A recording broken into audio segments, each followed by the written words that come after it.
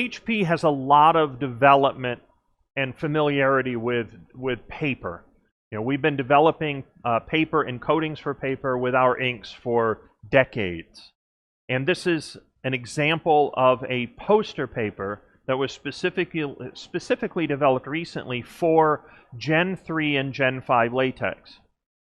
This is the HP premium poster paper, and it's got a little more weight to it than the HP white satin poster paper. It's a little more rigid. This is not a wet strength paper. I downloaded this preset, which was just recently developed, and I believe the preset will have a V2 on the back. Okay, look for that. It's the most recent one.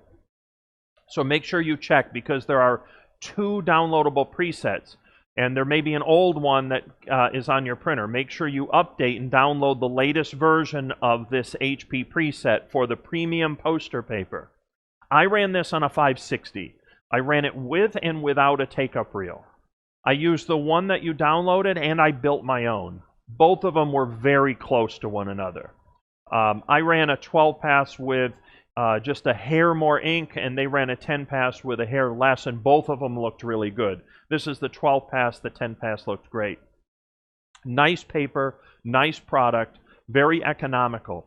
This is the standing replacement for the HP photorealistic poster paper, which sold with the Gen 1 and Gen 2 latexes. I do not recommend the photorealistic poster paper for a 300 or a 500 series. This is the replacement, which is the HP Premium poster paper. This is what replaces that paper, and this is a very nice choice. It complements our product line perfectly. It sits at just the right price point. It has all the hallmarks of the photorealistic, except it works a lot better on the 3 and 500 series than did the photorealistic poster paper. And that has to do with the chemistry change. You know, when we introduced the optimizer, the way the printer operates on a 365, for example, is very different from the way the printer worked on a 260. A 260 will run photorealistic poster paper all day long.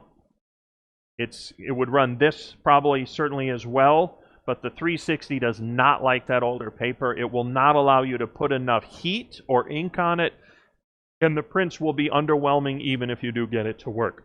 This is a much better choice. So HP Premium poster paper, make sure you download the latest version. So go to the media locator and download it in the printer just to make sure. And if there are 2 versions then on your printer, delete the old one. This is the newest one. This is the one you want. There were some modifications. There's a newest version. Check the date. All of the presets will have a date on them, and I believe it also says V2 on it. So just make sure you get the latest one. Great product, highly recommended.